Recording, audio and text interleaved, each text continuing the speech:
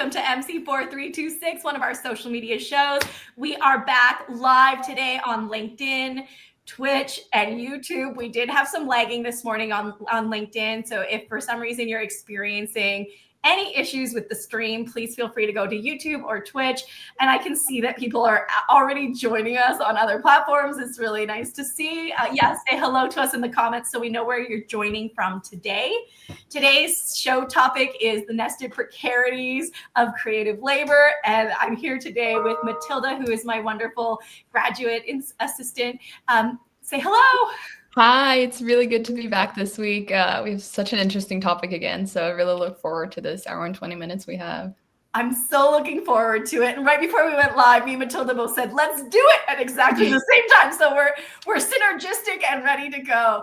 I'm very excited for this team. This is actually one of my favorite topics. Just every time that we go through this topic, I just love it. And I think that there are even more things that we can discuss today, and I'm excited for that. And I know this team's going to do a great job. But I would like to preface this by just saying I was scrolling Instagram, and this I don't know, random people showed up in my feed. I don't know who they are, but they were talking about how AI is going to replace or eradicate the influencer economy or the creator economy. And I thought, how interesting is that? Like, is there no greater threat to creative economies than artificial intelligence? And these people were basically arguing that the influencer economy just no longer makes sense in an age of AI. And, today we're talking about sort of these nested precarities. And I think it would be interesting if we can talk about this from this lens as well today and just kind of think about, is that true? Does the creator economy no longer make sense in an age of AI? Are we in the middle of a transformation from this sort of like neoliberal ethos of self-commodification towards maybe a more automated and mass-generated information ecosystem where authenticity is no longer the commodity that is for sale? And if AI is coming in with fake influencers and fake content creators and fake musicians and fake music videos and fake videos, right? I mean, it's just like, it's a never ending conversation. So I think that I want to just kind of start us off with this kind of idea that, AI could potentially be like the next thing that causes precarity in this economy. And so at some point today, I'm hoping that we can kind of come back to this juicy conversation. But I do want to pass the floor over to this wonderful team who has their own show plan and own agenda. And, we will follow that. But I want you to know up front that at some point today, I do want to discuss this because I think it's interesting. And we are seeing hundreds and hundreds of influencers taking over Instagram and TikTok. And I think that's worth the conversation. So I want to introduce everyone to group 2. Please give a round of applause to group 2. I know you're there in the chat. I see people joining from LinkedIn and YouTube. No one's been brave enough to go onto Twitch yet. You do have to get there at some point. It's really great to see you. Oh, and look, Dustin is back. Hi, Dustin. Dustin came on our show this morning. We were doing something on navigating like future digital jobs. So thank you for joining us. It's great to see industry professionals joining as well as our class. I'm going to pass the floor over to Morgan today. Take it away, Morgan. Hello, y'all. I'm Morgan, and so basically, I'll be going over the overall topic, the nested precarities of creative labor on social media, and just explaining a little bit more what that means, and then. Hi, I'm Stephen Avila, and what I'll be talking about is the studies behind Brooke Aaron Duffy's article with the assistance of her colleagues titled Visibility and Precarity and Platformized Creative Labor. Hello, everyone. I'm Brandon, and today I'm going to be talking about the article by Stuart Cunningham and David Craig on SME, which is social media entertainment, and then the creator governance in that. And then my name is Braylon. I'll be giving you the newsworthy examples on our topic. And then I know our topic, when you read it, it seems, hard to understand, but to put it in the simplest form is creators depending on the platform to further their careers. And then I'll give it to Morgan. Awesome. So thank y'all for coming. Welcome to our social media show today. So I want to talk about something that most of us take for granted, and it's the work that goes into being visible online. We often think of influencers as content creators or as lucky people who get paid to post, travel, or even promote their products. But the truth is, everything behind every polished post and viral video is a lot of invisible labor that you don't see, emotional work, unpaid hours, and then constant uncertainty. So, two articles that really captured the reality of Nesta Precarities was the first one by Duffy and her team in 2021, and another one by Scolaire and her co-authors in 2018. Um, Together, they show how the creative side of social media is actually built on instability and then nonstop promotion. So, going over visibility as both a dream and a struggle, Duffy in the article describes something called nested precarities. So, basically, the layers of uncertainty that the creators deal with. There's market precarity when the audience taste trends and brand deals change overnight. And then there's industry precarity where entire platforms can rise or fall out of nowhere, like Vine disappearing or even TikTok almost getting banned. And finally, platform precarity, when algorithms or features suddenly change and creators lose the visibility they worked so hard for. So while social media makes success look easy, the creators behind it are constantly guessing what will perform well. So one algorithm tweak or a new platform can update literally can decide whether someone's content is seen or can be completely buried. So I do have a question for the team. Have you ever had a post that you thought would do well, but barely got any likes? And how did it affect your motivation to post again? Ooh, can you put that in the chat? I just want to say hi. I see we have some grad students joining us right now, so that's lovely to see extra people joining. And then once you type it, repeat it, or just no, Brandon, go ahead. Okay, to answer your question, when I was first starting, TikTok, starting off, like I had worked so hard on this video. I took hours to edit it. I made sure every transition was correct, every edit was the right way. And then when I posted it, 1 hour went by, I was at like 30 views. 2 hours went by, not a lot of views. So then I just had to do more, research on how algorithm work. And like honestly, I think it motivated me more to post. Like not seeing that I got the engagement that I wanted the first time. So like I think that motivated me to start posting some more. Yeah. I can agree with that as well, because even every now and then when it comes to like TikTok posts or even Instagram stories, sometimes you're like, oh, this is going to be a banger. Like I'm excited, and you don't get the reaction that you were expecting. But I can also see the aspect where you say it just motivates you to post more, because you're like, if the next one ain't going to get it, this one will. Yeah, Exactly. and I know for me, like if I like go on a trip or something and I want like friends or family to see it, and like even though they do, obviously I want like other people to see it, but then it doesn't end up going that way. It's not getting too many likes, and then I'm like, dang, I don't want to post again. Mm-hmm. And I think something like very important to take into consideration when thinking like if something blows up and if something doesn't is like the algorithms behind everything. Like it's just so crazy to think like how inconsistent it can be sometimes. So for example, like we said prior, like how you just have a vision that this video idea is going to blow up because it is so trendy, and it doesn't. It just it shows how like inconsistent these algorithms could be. So that's something I wanted to point out. Matilda, any experience with this? I will say before I pass it over to you, like I don't do this for the public. So like if I post something and it lands, great. And if it doesn't get any likes, I'm like, that's great. It lives there for me. How about you, Matilda?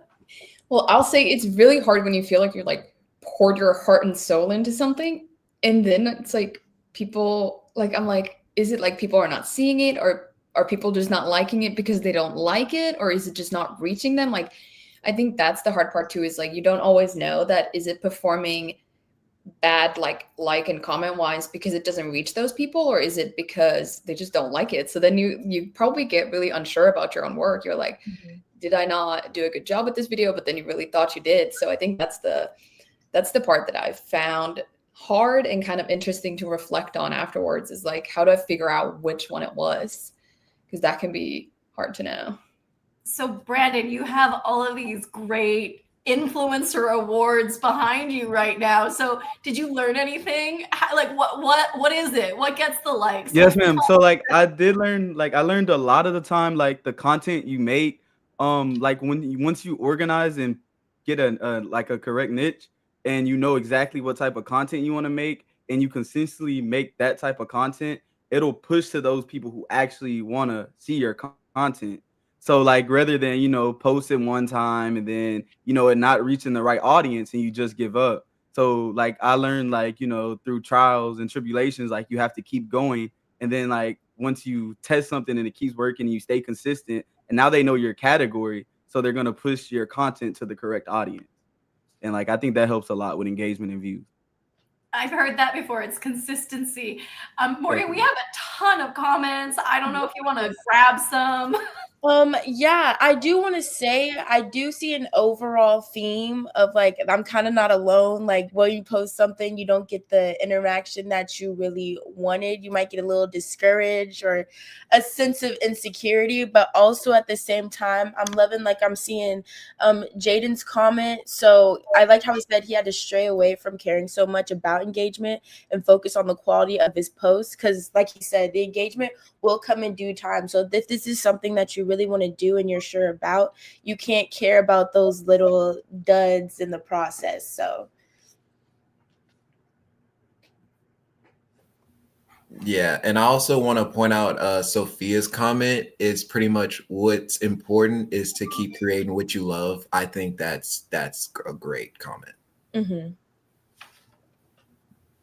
And then also, I think it's important to do what you love and then finding a way to make that work. Like if you find that it's not maybe working engagement wise, like then tweaking it so that you might find a way that it works, but you're still doing like the content that interests you and the stuff that you want to keep doing. Mm-hmm. So it's really finding, like if you find that what you've been doing is not working, then you just kind of find a way to make it work.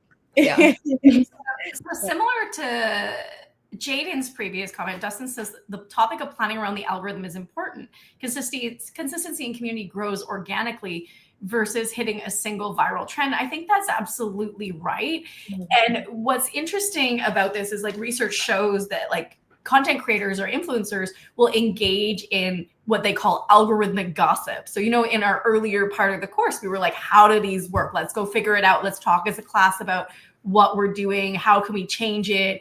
And so there's all these like informal networks. Like if you go look on Reddit, you can see content creators on different platforms talking about like what worked for you and what didn't work for you. Have any of you ever engaged in this sort of like algorithmic gossip or like, I know you said trial and error, Brandon, but did you talk to other creators or as well? Or is there like, what's the key to figuring out the algorithm that's always changing? Yeah, so like, I was just about to say that. So the algorithm is changing daily, and it like I'm gonna talk about it later on, but it's kind of something to do with the top-down governance. And that's basically where the main focus is, the people who own the company and the admins and everything like that. They're making all the rules, and the creators are just coming in to follow the rules. So yes, I took place in like a couple group chats, just me and other creators in the same community, and they just always give great tips. The algorithm changes on the daily sometimes, so they have those quick tips like this is what helped them, or like when you search, like it's very handy to find, like even on TikTok, Instagram, YouTube, if you search up like how could I do this, there are creators who like make content specifically to help other creators. So I feel like that is very helpful. And I think something that's like also really important to take note of, which like I think I'll also be like talking about with my discussion, is like the updates of the app. Sometimes like an update or a setting can change within the platform, which would cause that algorithm to shift. So I think that's like another key point to take into consideration when thinking algorithms and how that can affect creators. Mm-hmm. I see Elizabeth saying, I feel like the algorithm plays a huge role in what content gets seen and what doesn't. And I think this plays into this larger theme that we're going to talk about today on like invisibility and visibility, and how the algorithm either creates precarity or not by what it's showing. You do have a question here from Kylie, which is, do you think content creators spend a lot of money on boosting posts when they don't do as well as they thought? Yes, especially those content creators who, like they post something, doesn't get a lot of views, and they like work so hard on it. Like they're gonna still want it to get out there. And like I've wondered in the past, like, are these platforms doing that on purpose so people have to boost their posts? So yeah, that's definitely like I think that a lot of creators end up spending a whole lot of money because they spend so much time editing this video, and then it doesn't even get pushed by the platform. So then they have to take it upon themselves to pay for those views and engagement. Mm-hmm. I feel like also with like Instagram, I know a while back, like a whole big topic was going on about buying followers, buying likes and stuff like that. I don't know if it's still relevant today, but I mean, I feel like it still is. I think so. Yes. And now we even see like fake influencers buying fake followers. Yeah. So it's just like a whole fake ecosystem. We do have one more question here that Ari says, which is, what do you think is the most common mistake when not getting as many reactions? I just feel like the individual getting discouraged, really. And so when you get discouraged, it creates a lack of motivation. So it can honestly put a pause on your content overall. Yeah, and I think that's like, it's seen a lot nowadays when people get discouraged. Like you can just tell within like the quality of the content that they give out that like they just seem to not put as much effort as they did previously. So that's just like something else to also take into consideration for sure. Mm-hmm.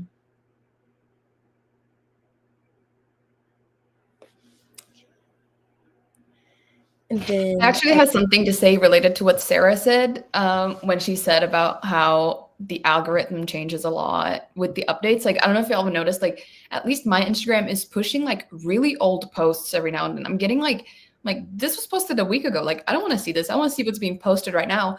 And I think like I've noticed that that's pushing a lot of people to the stories because that's what you look at daily. So I think it's also changing the way we use the platforms. Like, I've noticed with the work I do, like I need to put the important stuff in the stories for people to see it. Mm-hmm. Like, and then people might click through the story. Like if I repost it on my story, then people will go through there to the actual post. And I think that's huge when you think about the algorithm and how it works. Yeah. I've been noticing that for the last year, but it seems to be getting worse and worse. And it's particularly frustrating when it's seasonal and you're like, I don't care about this holiday. It was 6 months ago. Right.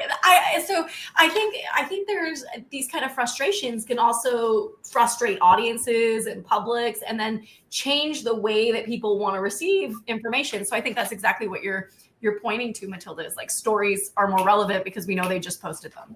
Yeah. And it seems like at least Angie in the chat agrees. Yeah. Yeah. No, definitely. That happened to me. Like, I ran a spooky deal for like one of the companies that I do advertisements for. And like the story post engagements did way better than like the regular post, like by far. And like, I don't know what's the reasoning, but the updates definitely have a part in it, like a big part. Taylor says, do you think shadow banning on TikTok is real? I hear many people complaining about their posts not being shown and referring to this term. So in case you're not aware, shadow banning is when creators are able to keep posting and they think that they're getting visibility with their audiences or perhaps on the algorithm, but the algorithm is intentionally not showing that content to anyone, even the people who follow them. So does anyone want to comment on this? Yes, shadow banning is definitely real. Like by far, like it's definitely for sure real. And like the one thing that I hate about shadow banning is that like the platforms really don't give like a alert like, okay, you're gonna get shadow banned or why you got shadow banned. And like there's a way to reset it, but it's like they don't teach you that. You have to figure it out on your own. And I don't think that's like good at all. Like at all. For sure. And then what I was gonna point out is like not specifically TikTok, but like YouTube as well, like kind of like thinking it from like a demonetization kind of standpoint, how like YouTube, like when it comes to like revenue for content creators, like they would prefer their content to not be demonetized because they would not be able to get paid through that. And so that's kind of something to like take into consideration, like with TikTok and shadow ban, like they want to like they throw in these like many restrictions with their content, and so I think sometimes it could end up being like they could be thinking too much of it, like in the sense that like they're taking it a little too seriously. Like there's just like, for example, is like a content creator could use like one specific word that may cause that shadow ban. So I think that's like something to connect both YouTube and TikTok for sure. Steven. Jaden says, I agree that it's definitely real. You can see some influencers used to get 1 million likes per post, and now they're only getting 2,000 a post. And we see this all the time. Do you think it's fair?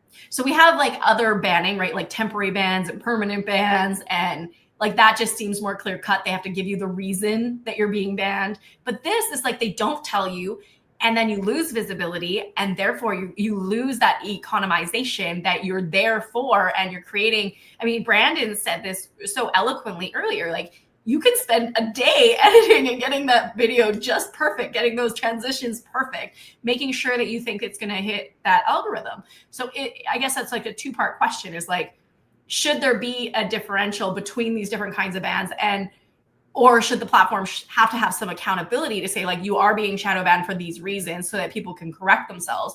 Or what do you think? I think I definitely. You can go ahead. Oh, you want to go? Braylon. Okay. Okay. Yeah, I think the platform definitely should take accountability for that, because I feel like, you know, your whole point of the platform is to have people on it and get more people engaged. So you just randomly like banning someone, I guess, without even giving them like a heads up or a reason why, I feel like that's just not fair to everyone involved. Yeah, no, exactly. I agree. Like they definitely should take accountability. I remember I don't remember exactly when, but there was a time when people stopped joining the TikTok Creators Fund because like after joining their views would sink, and it happened to me. And I noticed every time I left the Creators Fund, my views would spike again. And like I know I was getting shadow banned, but they weren't taking accountability and giving those reasons. So I definitely think they should take accountability. Like, and for that sure. is a clear connection to monetization, right? Like we know that the people in the creator fund are being monetized, and so therefore we don't want to pay them as much, is kind of the easy difference to make there. And then the other problem becomes like you were part of the TikTok creator fund. Okay, so that they also change the rules whenever they want, don't they? Yeah, whenever. And then a big thing that was going on like in my communities were creators talking about if they wanted to get paid or if they wanted to grow their audience.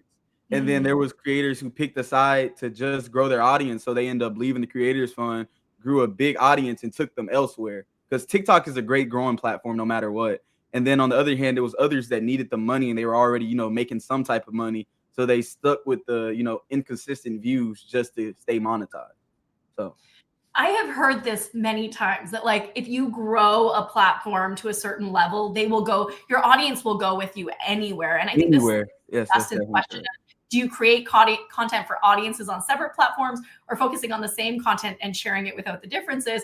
But I've noticed that a lot of content creators and influencers are creating the same kind of content, and they're just trying to keep their audiences wherever they can monetize at the highest rate. But I'm curious what you all think. Yeah, so what I noticed is kind of like a funnel. A lot of people either start on Instagram Reels or TikTok, and they kind of share that video in every other platform. Or like, so say it's a YouTube creator, they'll create content on YouTube, and then after they make that big video, they'll go break down that big video and post clips on the other platforms. So like I like definitely growing audiences. Like once they build up one platform, they definitely want to try to build up every other platform as well. There's some great comments, but we don't have to address them all. I am trying to put them up. I think we're free to move on to the next segment unless you have more to add here, Morgan. Oh, I just had a little bit more to add, and then we can move on to Steven. So I just wanted to go over basically performing the platform specific self. So the second article that we'll hear about later on today by Scolaire focuses on what they call platform specific self branding. It means people don't just have one online identity, they have multiple versions of themselves depending on the platform that they are on. So, for example, somebody might act professional on LinkedIn, funny on TikTok, and then aesthetic on Instagram, all while trying to maintain this consistent brand. So with Scholars study, it shows that creators spend hours tailoring their tone, visuals, and even personality to fit what each app rewards at the end of the day. And so key points is this work, it's unpaid, it's ongoing labor, and constantly curating content, studying analytics, and adjusting for new features or trends. The creators in the study described feeling like they had to keep up or even risk becoming invisible potentially. So one more question I do have for the group. Do you ever feel like you have to act differently or different on platforms, and why do you think this happens? And I'm gonna post that in the chat.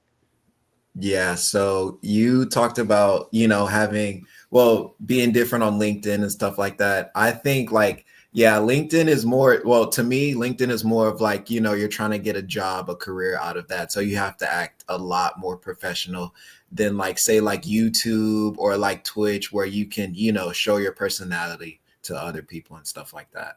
Mm-hmm. Yeah, no, I definitely agree. Like, I've stopped posting, my funny content on my Instagram because that's kind of where I have my professional database as well, where I gain more clients. So like, I can't really ruin my clientele by posting foolish stuff Yeah. on that platform. So I kind of like keep it all separate. And then something, of course, to like take into consideration is like the different audiences from each different platform. So like we keep saying, LinkedIn is very professional, and then YouTube can tend to have ages range from like 5 to like Exactly. 25. So it's just like taking into consideration the different audiences from each platform is definitely something important to think of for sure.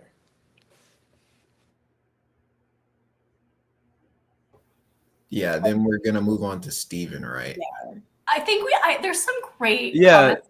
And I so let's just address those and then we can move on. Armani says yes, because each platform has different audiences. And even if they don't, they do for you. I do want to Definitely, point out like, Andy's comment. She says people on Instagram are more mean and TikTok people are more chill. I find it quite opposite. I feel like people on TikTok don't have anything to lose and they'll just say the most outrageous thing to you. And I feel like Instagram is like more of a chill where you have to like keep it professional. Brandon, did you want to add something? No, Valerie said it's sort of like code switching, and I definitely agree. That's the perfect way to put it. Mm-hmm. Exactly. Yeah, I think that's the perfect term for it. It's just figuring out who to anchor into. Sophia says, I act differently depending on the platform. More professional on LinkedIn, more funny on TikTok, more casual on Instagram. I think we can all relate to this. Right. The decorum is different. Yes, it depends. Yeah, I think these are great points and outstanding points, things that we all are thinking about regularly, especially right now, your fourth years, you're on the job market or want to go into even better jobs or find more clients in the case of Brandon. So being professional in these kind of professional spaces is necessary. I am going to pass the platform over to Stephen if Morgan is done. It sounded like you were. Okay, perfect. So again, I'm Steven, and today I'll be talking about the studies behind Brooke Erin Duffy's article with the assistance of her colleagues titled Visibility and Precarity in Platformized Creative Labor. This article looks at how social media creators, influencers, YouTubers, streamers, and artists chase visibility online and what that pursuit really costs them. When narrowing down the articles to discuss for today, this one really piqued my interest as it connects perfectly to how platforms like Instagram, TikTok, and YouTube shape that creative economy today. It's not just about posting for fun, essentially, but it's really important to take into consideration the visibility that has become a form of labor in a sense. And just a quick little overview for today, and the points that I will be discussing throughout the show is what the study is about and why it matters, and what the author means by visibility and why it's both a promise and a risk. Some things to take into consideration, and what I will be pointing out as well, is how platform capitalism affects creative workers. Something I will be talking about also is the main findings that Duffy conducted, and finally my own reflections and how this all connects to what we see every day online. So for giving context and for my first point, the rise of creative labor, in the early 2020s, essentially during the pandemic era, the world saw a massive shift towards online work and digital creativity.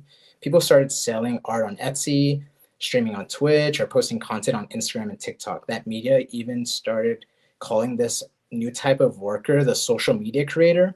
But the article points out that this shift also came with instability. For example, brand deals were delayed, algorithms changed overnight, and whole apps like TikTok face bans in different countries.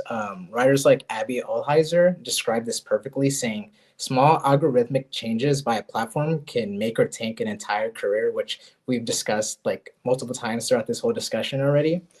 And so that line really stuck with me because it just shows how unpredictable this kind of work really is.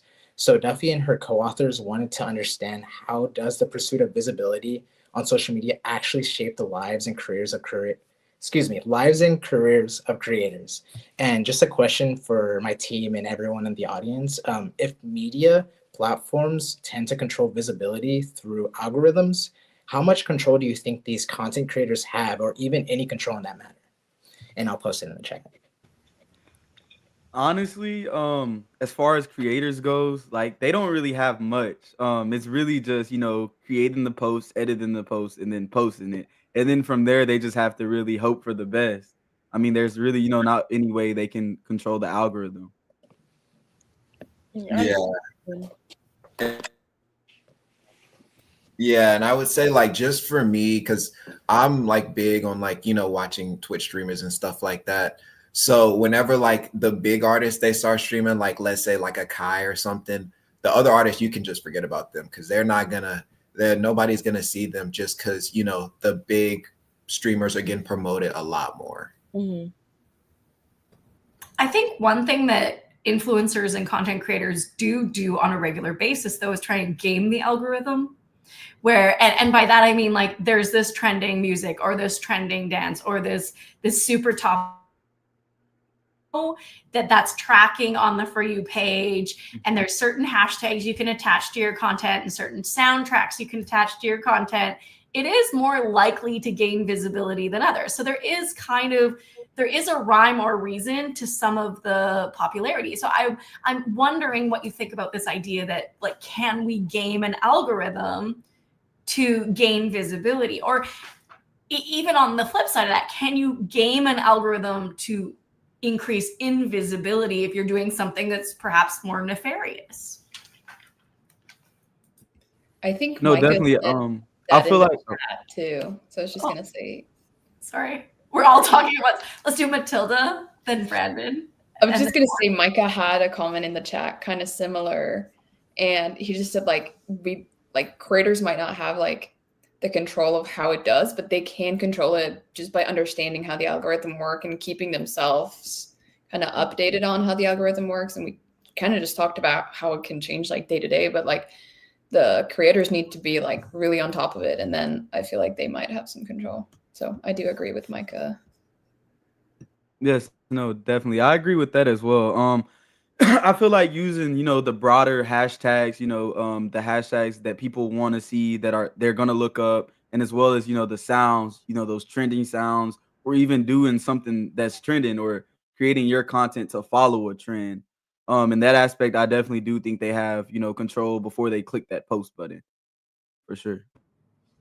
So, based on what you're saying, is it fair to assume that understanding the templatability of any given platform, meaning you have a high level of fluency in the platform vernacular, means you are more likely to game the algorithm to increase your visibility?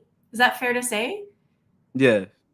And Definitely. So if that's the case, couldn't anyone be a content creator and gain But visibility?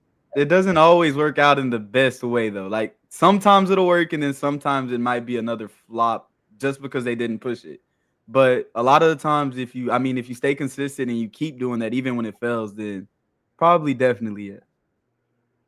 There's some good comments coming in. There are. You read a name and I'll try and select them. There's so many. Yeah, Thank you, Frank. Sophia said, you can make the best content in the world, but if the platform decides not to push it, hardly anyone will see it. And that's like completely true. If the platform for some reason wants to shadow ban you and they don't want anybody to see your video, they can make that happen. I think Elizabeth also brings up a good point. I think for content creators, it's a 50-50 chance on one of their posts can gain a lot of views and the next post can have a little to no views of engagement. It just kind of goes back to that like inconsistent algorithm and just how like, um, you think this content is going to blow up in a sense, but it turns out not to, with as much effort as you put into that content, it really just varies from time to time, for sure. Yeah. And since we're like talking about it, like I think just making like a comparison, like I think content creators is so like similar to like actors and stuff like that, where they need like one gig or they get like a movie or something, and then it doesn't tend to do as well. And then you see another actor get like maybe like a Netflix show or something like that, and they start blowing up, and then you see them everywhere. Mm-hmm. I was just going to say the same thing. And what sparked this idea was actually Sophia's comment. One small change in the algorithm can make you go viral one day and invisible the next. But that virality, what we notice is like if someone is like nobody, they can be nobody for like 5 years, 3 years, 2 years. Like Little Nas took a long time to build his content, his following, and really was a social media entertainer first before he became sort of like a mass market entertainer. But what I would say to that is like getting on the For You page is often the ticket that TikTok influencers need to gain that visibility that then makes them viral. So oftentimes, like in Hollywood, we see them kind of blowing up. I think that links to one of our like informal conversations that we had in your group room about this idea of like, well, Hollywood, they have like the Actors Guild and they have different protections and unionization and rules and regulations, but there are no rules and regulations for content creators and influencers. And is that a problem? Or should there be like baselines between platforms? What do you think?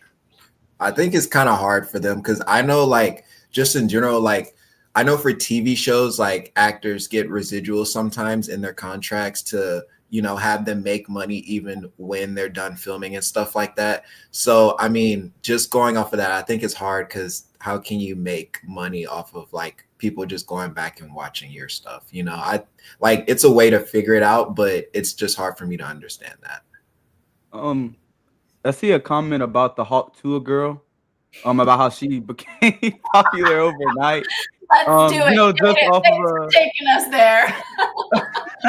Yeah, so like that's a great example. Like I mean, she had a quick moment of fame, and like she honestly like made the most out of it. Like she got on social media after that and got to posting content, and she got a lot of incentives. So You have like a podcast too, or something like. I think so. Yeah. And all like just for something as simple, yeah. You never know what the algorithm wants to see. Interview posted online. But going back to your question, Dr. Stewart, I was about the Actors Guild and all that existing in Hollywood. I'm just wondering if the like influencer job in social media is still in like the kind of early days of it.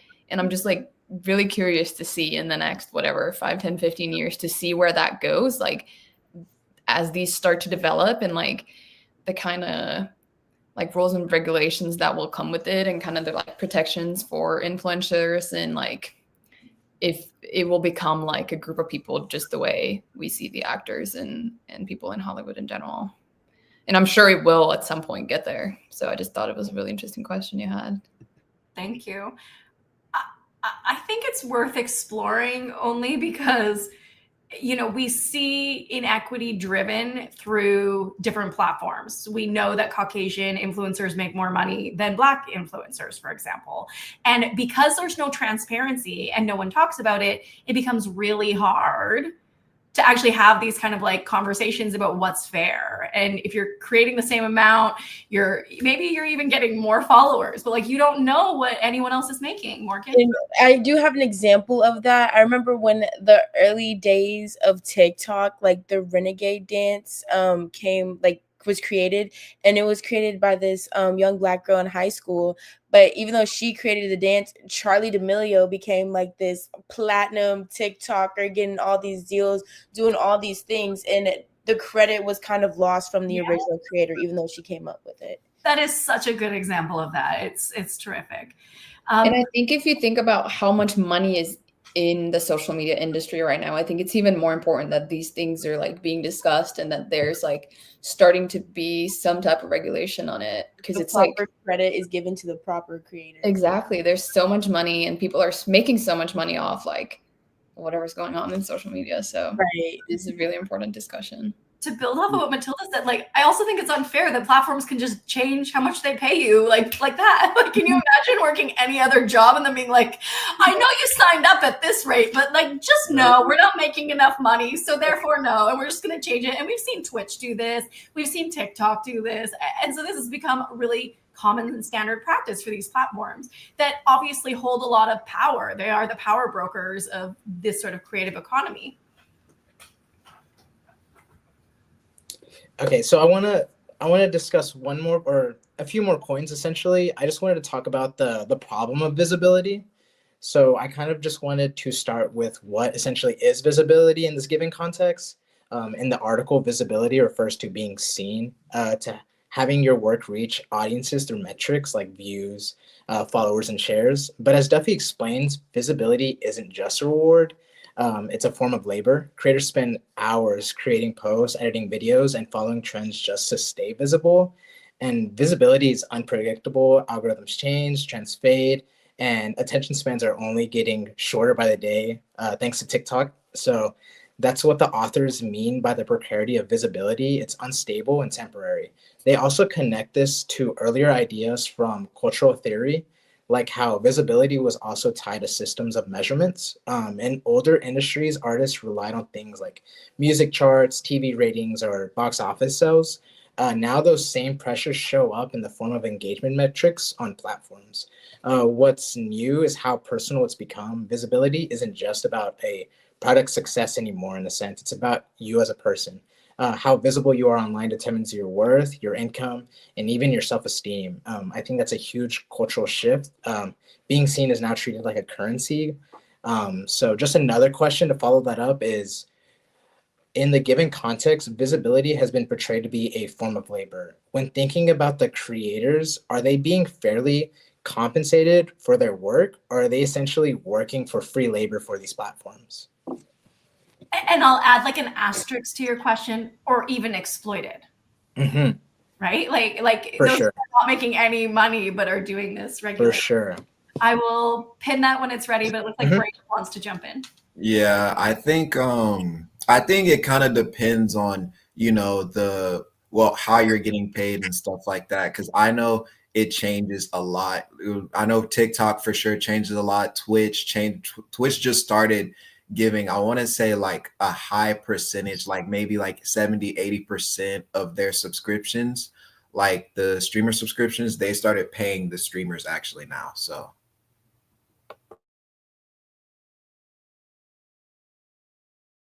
And I will say now, like TikTok has the limit that you have to have, is it 10,000 followers to be able to get in to the creator fund. So then we have all these people who have less than 10,000 followers and they're making great content and it could be reaching, like, let's say they're 9,000 followers. So it's reaching a lot of people and TikTok is making money out of these videos, or like people watching these videos, and essentially the creators gets nothing just because they have the cap of that $10,000. And I don't know what y'all think, if that's unfair or not, but it's just like a question I kind of had for you, what y'all think of that. yeah, I mean, oh, you can go. Okay. Well, I definitely think it's unfair.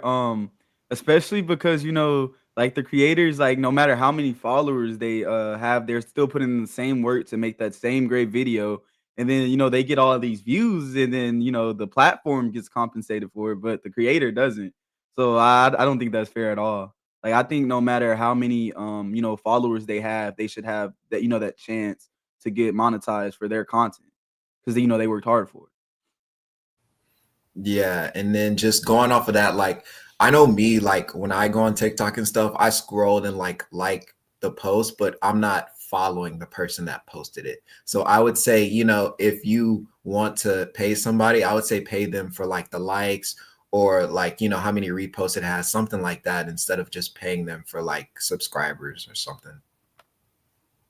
And I think a good example of this, it's not more so like content creating or like YouTube, but a good example is like Spotify, for example. Like Spotify is very known to be underpaying their artists and get, like we say, get compensated on, those number charts. And so it's just like, it's something to for sure consider, like within these big corporations, like, do they really treat, their creators, or who's really like getting their money's worth? It's just something for sure to take into consideration when thinking these big corporations like Spotify, YouTube, TikTok, etc. Given that these platforms are basically crowdfunding this sort of new era of the entertainment industry, what do we need to consider about the political economy of their control? Like the fact that they control who gets visibility and invisibility, the fact that they control the creator funds, the fact that they control how much money people make or don't make. Like what are we talking about really when we're talking about these sort of large scale platforms? And there's really not that many of them, right? Like if you're thinking about like who's really holding the ground on these large platforms, it's Google, it's Meta, it's, I think ByteDance still owns TikTok. So is that right?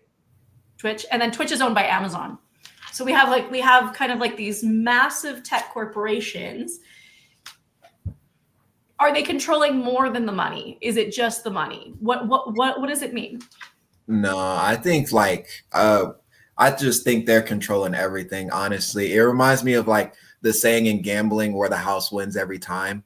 I think that's what it is. Like the platforms are going to make the most money every single time. That's why you see creators like now, like when TikTok was blowing up, you would see Addison Rae everywhere. And now she's trying to be an actress or, make songs and stuff like that. So I think it's just going to win every time. I've never heard that analogy used in this sense, and I love it. I'm going to use it every time. Anyone else? I'll say though, like I agree with you, but at the same time, the platform is giving everybody an opportunity to be a creator. Like they are providing the platform for you to like essentially blow up overnight. Like we talked, like a lot of people have like ended up making their living off these platforms. So they are providing the platforms, but I still do think like they're underpaid, but there is the side of them providing the platform and the audience. Is that a promise or a peril? And just to add to that, right? Like that's the promise that is made to get people to do it. And it is free labor until they monetize it. And as Braylon was mentioning earlier, like often you have to choose between growing an account or monetizing an account. And it's not that clear cut or that simple. And so I think there's a lot of great discussion here, but your point is very well taken. It looks like we have a ton of comments, but who wants to? And then I wanted to point out Emma's comment. I think it seems more like they are working for the platform. The platforms definitely have the most control in that situation. And it just kind of like, it makes you think like, initially when content creators started off in the beginning, they wanted to start with entertainment. They wanted to entertain. That was their whole purpose in initially like starting that career path. And now, so it seems more so labor work versus like actually entertaining and getting those metrics up and being in everyone's algorithm. So like that's something for sure to like take into consideration when thinking like, the big platforms and stuff like that, for sure. And then did anyone else want to add to that?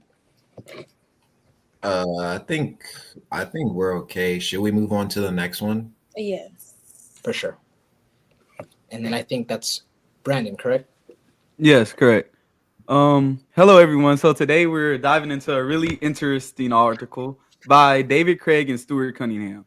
And it's about SME, which is social media entertainment and creator governance, to do with that. So what I want to talk about first is like just the explanation. So it's all about, social media creators, the YouTubers, the TikTok streamers, influencers, and about how they reshape their social media power and how control over them are changing. So like it has a lot to do with what we were just discussing. The authors argue throughout the article that this new world of social media entertainment is a mix of, like the old media systems with a lot of new updates. Um, in the new digital cultures, platforms like YouTube, Twitch, and TikTok have become the new main platforms in like the studios for the creators. While creators are now like independent creators and workers who rely on these platforms for income, visibility, and to have a real connection with their fans. Platformization and creator power are like the main key points in this article that I want y'all to know. So social media entertainment is built around what authors call platformization. Kind of like YouTube, Instagram, TikTok, they aren't just the hosts of the content, but they're also the ones, making the rules for the creators. They shape what's get made, who gets paid, how people find success, how the algorithms work, how they want to run monetization, who they want to push the content to. So they play a big role of controlling, the creator's visibility and how much money the creator makes. So the first question I have to you guys is, how much control do you think platforms like YouTube or TikTok should actually have over what creators post? Like, should they have all this control that they have currently, or should it be more so a creator's control? I feel like it should be kind of like a 50-50 type deal. Like, obviously control and aspects to where make sure you aren't like just posting something crazy or absurd. But one thing I found like a little not crazy, but I feel like when I was younger, I was really on YouTube like heavy, and I feel like obviously the creators, they were monetized, but like even while they were monetized, they were able to like cuss and things like that and use like certain clips of music and like not get copyrighted. But I feel like nowadays when I watch YouTube, if you cuss, you can't get monetized. Even like put a snippet of a song, it has to be a remixed all the way type of song. So I feel like certain aspects, yes, control is needed, but also I feel like it kind of limits the creativity of the creator. I definitely agree. Like, there's so much intact that it's limiting like what the creator can actually do. Mm-hmm. And like I just like I understand like the whole like trying to like control what's being said, because we definitely don't want anyone like using their whole free will and saying some Mhm. outrageous things, No, of course. definitely. But I also understand like how, like she said, like it could just hold back within their creativity like what they really truly want to be out there. So Mm-hmm. I, in a sense, like I wouldn't say like 50-50, but like I definitely think there should be a line drawn for sure, Mm-hmm. when taking into consideration like how much they control for sure. Like obviously Definitely. certain guidelines still should be followed. Obviously you can't Mhm. just have absurdity out there, but yeah, it just limits the creativity of the creator. No, I think definitely. Like, oh, I'm sorry. I was just no. gonna point out Micah's comment, but I'll wait. I was just going to say, like, I think there's this tension here too, right? Where if the platform lets you play the music, they have to pay the money. Yes. And so I've noticed that YouTube is particularly tight on some of these kind of restrictions compared to, say, Instagram, for example, where you can usually find what you're looking for. But even if you're editing in like a third-party platform like CapCut, you are going to run into these challenges where they're not paying for that top trending song. And so you can make the video, but you better put the music overlay when you're in TikTok, because otherwise you can't use it. And so I think there's like this larger infrastructural ecosystem that is at play, and it's the platforms, yes, but then there's also like the people who have copyright over the creative works that are being remixed however they're being remade. We have state involvement, which I'm sure Brandon's going to get into at some point, and then we have like us as users. So there's just like this whole ecosystem that we need to think about. You wanted to show Michael. Oh no, Micah. I'm sorry. Oh, I feel like they should find some middle ground. So Mm-hmm. I definitely feel like there should be some middle ground. I like Morgan said earlier, I definitely don't think creators should have full control to just do whatever. But I definitely think they should have more say so in making those rules and actually putting everything together. So like there's like a good middle ground rather than it being all top down governments where it's Right. ran from the platform owners. And like even with Leo's comment, you can kind of see where it can become an issue because, like he said, Steve will do it. He literally got his whole YouTube channel deleted just for linking his video. So like that is obviously like a type of form of income that he gets money from. So it's like you not only took away his audience, but you also took away a form of his income just based off of a link in his video. But again, I think this just leads like the trail crumbs of like where's the power and who has the power, and it's not the creators. Right. The creators are the fuel of every social media system that we have, but they literally don't have the power. And what would incentivize a platform to give them 50-50? Like that's the question that I would pose. Mm-hmm.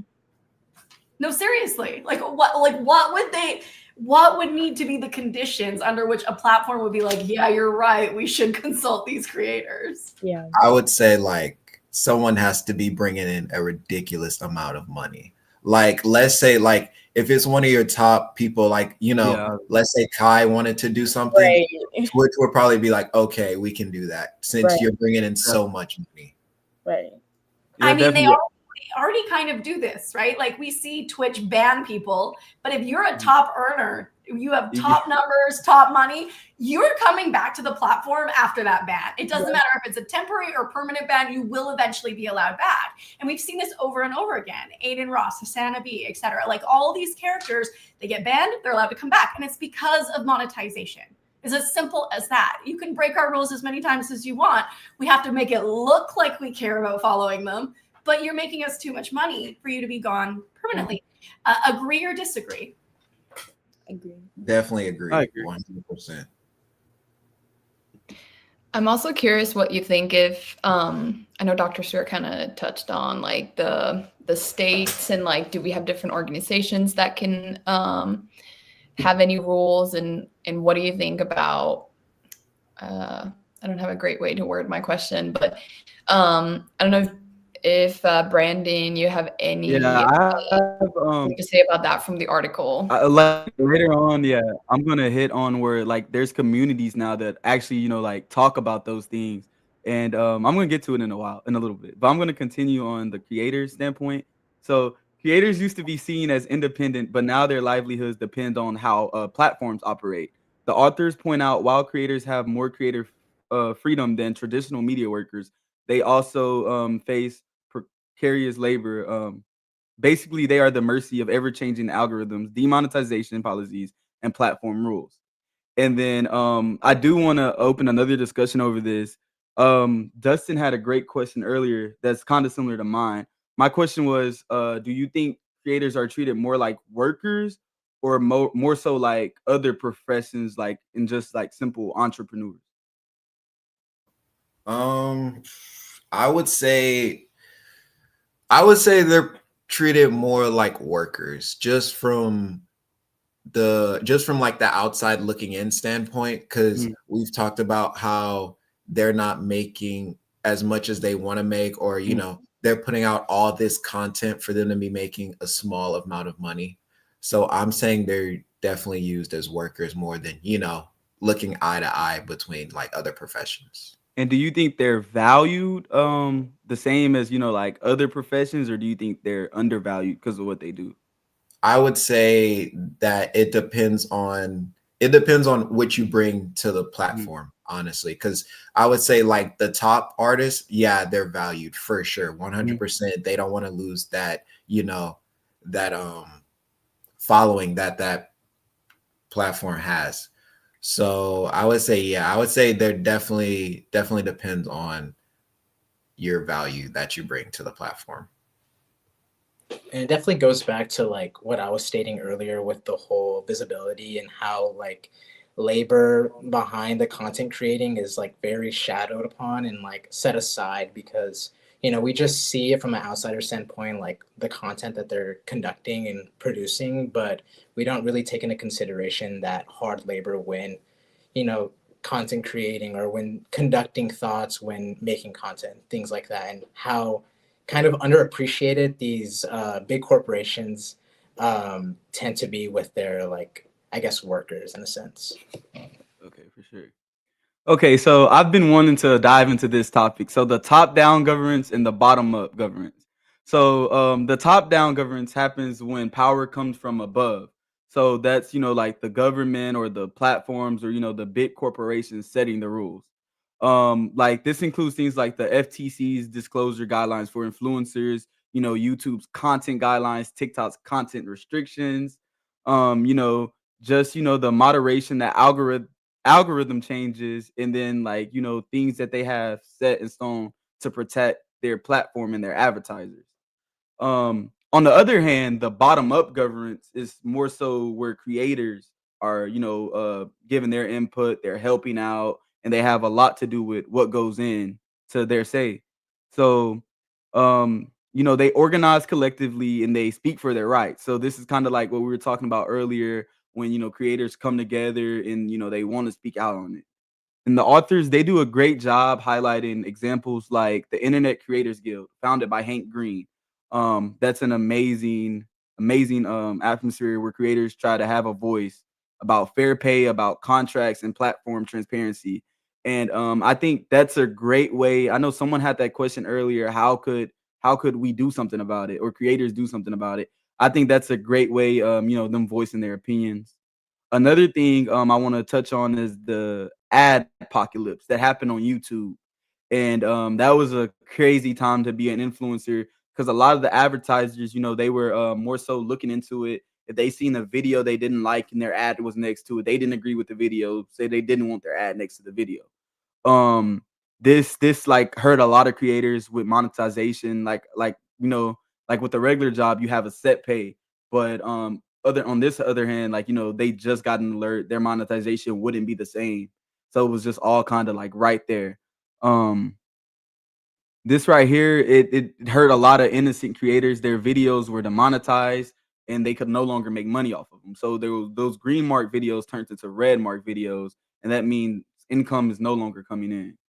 A great example of how top-down governance can have unintended consequences is like YouTube was trying to fix a problem to do with PR, with the advertisers, but in result, they hurt the creators. They hurt the people bringing other people to their platform, and a lot of creators lost a lot of income overnight.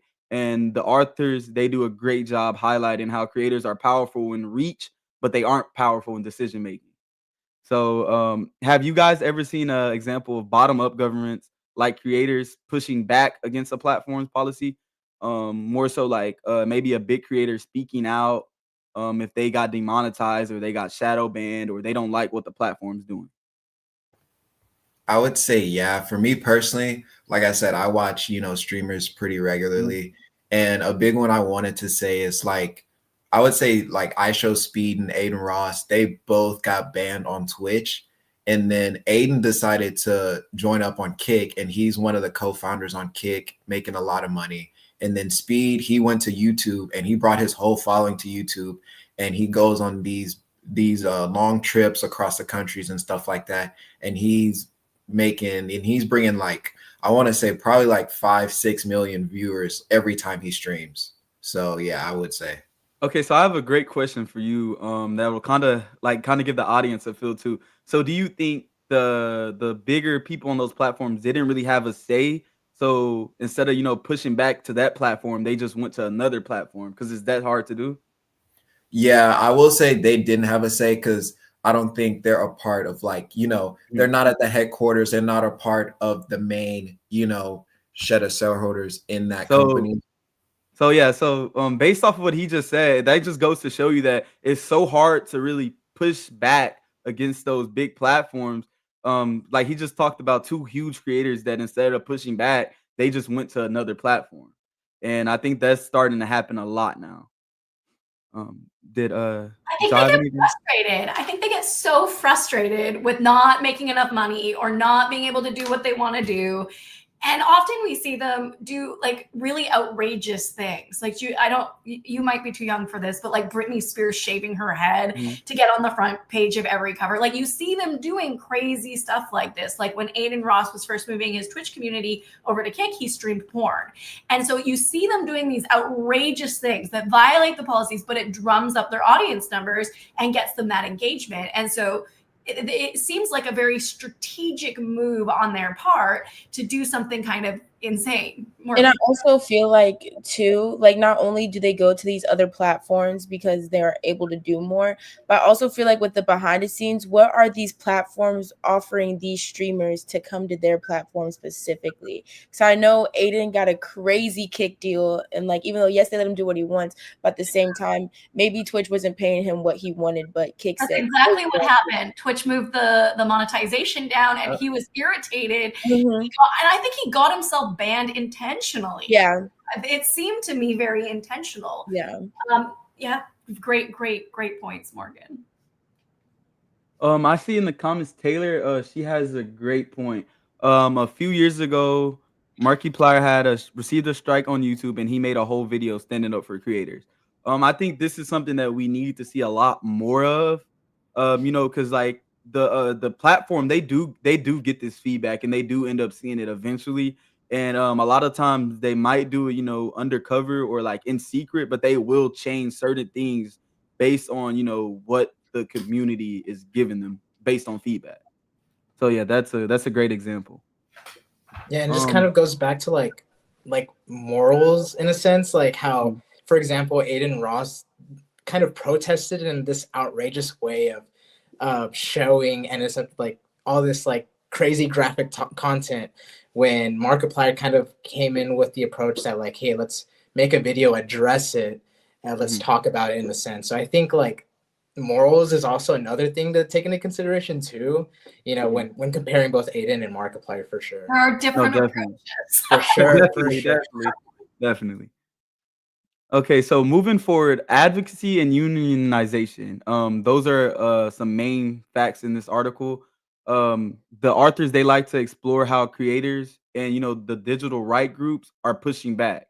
So like we just gave a couple examples, and there's other groups like the Electronic Frontier Foundation, Fair Use Advocates, and a bunch of social media creators themselves just coming in, discussing their their labor rights, what they're putting out based on what they're receiving. I mean, versus what they're receiving. And then the overall trend is clear. Creators are realizing that they need to work together to protect themselves from the top-down governance of those platforms. So a lot of creators are coming together nowadays. Another key point I want to hit on is a new kind of labor. So being a content creator nowadays isn't just fun. You're not just going out, filming the video, editing it, and then posting it. It takes a lot more, a lot more thought. You have to make sure you're following the right trends, the right hashtags, if you really want your video to be pushed out there. Even though it looks glamorous, creators face a lot of burnout, constant pressure to stay relevant, and very little security due to the platform, the top governance, as I said before. So yeah, like it's all fun, but it's work as well. So like a lot of times now, a lot of people don't view creators as workers, but in a sense, they definitely are. Um, Creators have influence, but not full control, and I think that's a saying that goes very far. Like creators have influence, but not a lot of control. So they definitely can bring that influence to the platform, but they don't have a lot of control over what the platform does itself. So it's kind of like platforms rely on creators for engagement and profit, while creators rely on platforms for visibility. So it's kind of like a codependent relationship in a way. So one question that I had to my team and as well as the audience. Oh no. Okay.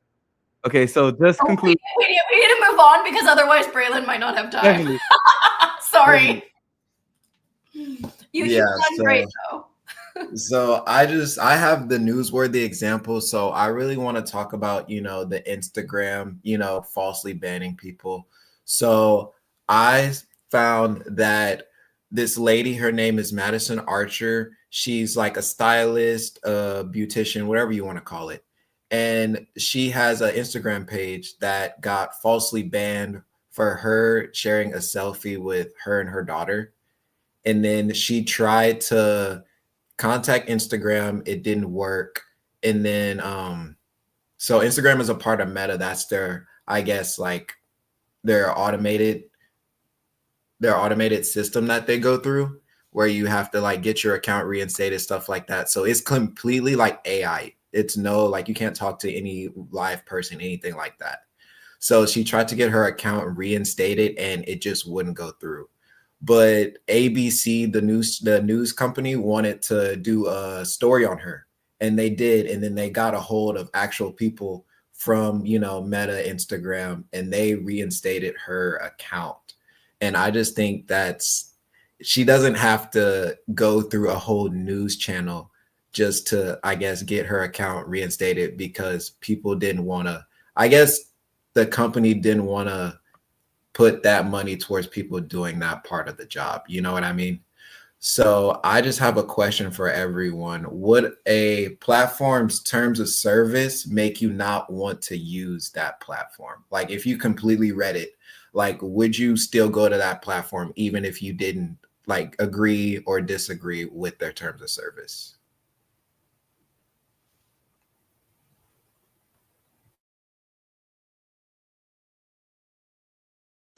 I don't know. It's just like I think clearly if like they have these restrictions, especially with like the limitations of AI too, and I think that's just outrageous that it went to that full extent. So if like I heard a story like that from that platform, like that would like draw me so away from the platform. So it also kind of goes back to that whole like monetization and like when the line should be drawn and like what really is monetized and what isn't. So it's like yeah, for sure when there's something that's like clearly instated in their platform's terms of services, like that could be an easy way to like draw someone away from that platform for sure.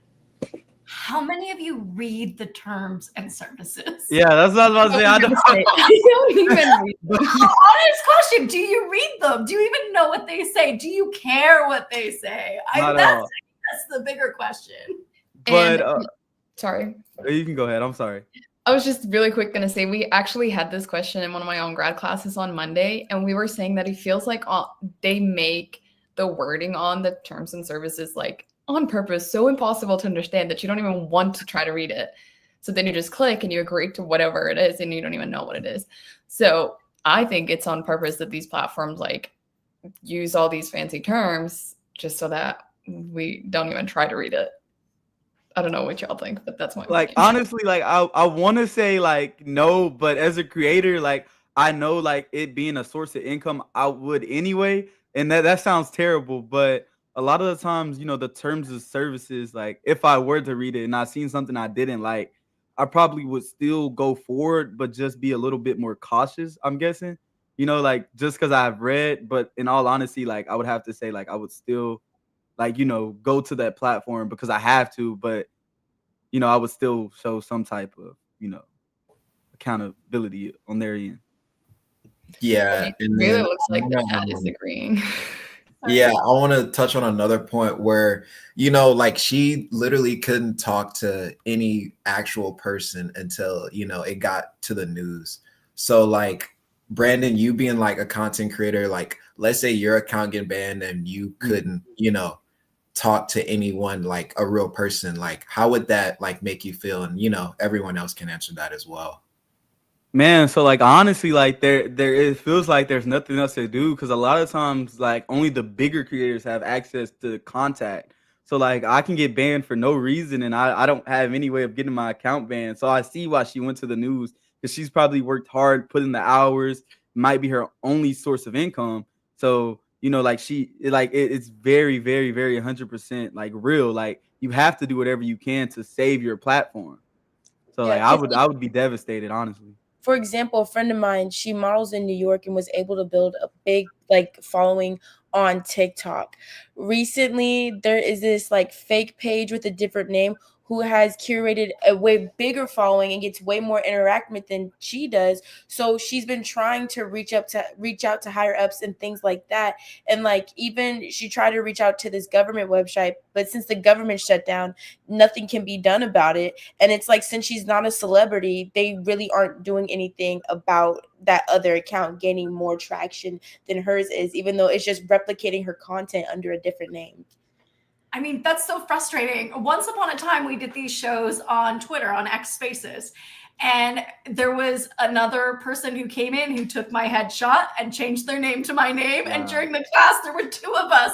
And I had to be like, Wow. look at the handles. And I kicked them out as quick as I could. But I was just like, there's two of me and then there's not. But I like, it's a very real threat that we face on the internet, the ability of people to steal our identity, to use our identity. What kind of measures can we put into place if we're content creators or anyone who's emphasizing visibility in these social spaces? What can we do to protect our identities? Mm-hmm. Any thoughts? I mean, it's tough now because, like I said, how much people know about computers, I will say that, and how easy it is, like you said, to just screenshot someone else's face and then use that. So I would say I don't know if you can, like, I guess put like a cap on things, but there definitely needs to be, like, I would guess like a restriction at some point. Cause I think everyone sees how much AI can be realistic. So I think, it's getting to that point where it's getting hard to distinguish the difference between real life and AI. So I think we're gonna have to start putting restrictions on stuff like that. On that note, I want to go back to my beginning, which is this question related to, is AI going to replace the creator economy? And I'm going to ask you this question maybe like a little bit more nuanced. Is it going to help it? Is it going to augment it? Or is it going to harm it? I feel like it's going to be more harmful than anything else. Yeah, honestly. honestly. Because they're coming out, like there's this AI singer who just signed like this deal and they're creating AI actors. And I just feel like, again, it's a lack of creativity and originality, which really takes away from the true art form that it was without AI. Do you remember our conversation about, what is it, vibes, the AI slop? It's like, so what happens when our ecosystem, our information ecosystem is just completely bombarded with AI slop at all levels? Mm-hmm. Does anyone even want to be there anymore? No, definitely not. I don't know. I feel, me personally, I'm not a big fan of AI because, like I said, you can do a lot of things with that. And I think let's say in the wrong hands, it can get very dangerous. I will say that, especially with how, technology in general is just transforming each and every day. Like, it's getting really scary about what can happen with all that. And I think a good example to like tie that in, like, I don't know if y'all seen that like whole like Sora AI as a recent, where it could, of course, it could be a fun little play joke. They can have these like silly little like videos, but sometimes it can get to a very like eerie point where they end up like using like figures that have already passed, and they can just like make them do these crazy things essentially. And so then that's where you like, it kind of gets to a point where it's like, is this really going to be beneficial, or is this only going to do harm to us? And there's even stories about like even kids, I guess, like chatting to AI and like making friends with AI. And there's kids who have unfortunately killed themselves based off of conversations that they had with this AI platform. So I feel like that is overly dangerous and like shouldn't even be a possibility. I don't know if you remember this, but last December, Meta put out a bunch of AI influencers, and they all had different personas. And I mean, we can speak all day to the stereotypical tropes that they embedded into these AI personas that had chatbots attached to profiles with pictures and all of that. But I've lost my train of thought. But does this speak back to this idea that like the platform doesn't care about the creator? The platform only cares about the information it's pushing out and getting the views. And so I want to kind of put that, place that question out there. Brandon? So I definitely, I think like that has a lot to do with, the power all coming from the platform. Like they're definitely like not all about the creator at all. I think it's more so them wanting, the views, the engagement. So like when it does come down to it, I think they actually will allow AIs to, kind of take over, and they really won't do much about it because, it's still bringing them money and engagement and views to their platform. So it's getting very scary. Like, noticing the time, I think we need to wrap it up. Yeah, so I mean, I just wanted to say, if anyone missed it, nested precarities or created labor is pretty much just saying creators are depending on the platforms for furthering their careers. Does anyone else want to put anything to that? I just think like it's just like very important to just like take into consideration, of course, like the algorithms and the labor behind everything that we don't see behind the screen. It's just super important to take into consideration those aspects, for sure. That's all I have to add essentially. Then I just wanted to say thank everyone for attending our show and watching and asking wonderful questions and engaging. Thank Such you. a great audience. Sorry, Morgan. Oh no, I said thank y'all. Yeah. Thank you to the audience. Thank you to this great team. I just had the most fun hour and 20 minutes. I No, think that was fun. Like honestly, that was so much Flew fun. by. yeah, it was a great conversation, great points, great team. I mean, just round of applause. I'm fading because it's the end of a long day, but well done. Great job. Yeah, just really interesting conversation. And I mean, you just can't go wrong with this topic. It's such an interesting one. And thank you so much to this wonderful audience because, I mean, look at this. And they're giving you so much love out there. Well, Great definitely. show, great Thank show. y'all so much. Thank y'all so much. It was so good. You should be so proud of yourselves. Have a wonderful rest of your Wednesdays. We will be back on Zoom on Monday. Any deadlines, Matilda? Oh Social gosh, you put me on the spot. Social media labs on Sunday, moving Yes. towards completing those individual portfolios. If you're group 1 and 2, you're working on content assignments. If you're group 3 and beyond, you're working on social media shows. Exactly. I think otherwise we're covered. We don't have a quiz again for a while. Have a great evening. Post in our WhatsApp chat if you have any questions. But otherwise, have a great day. Perfect. Everyone have a great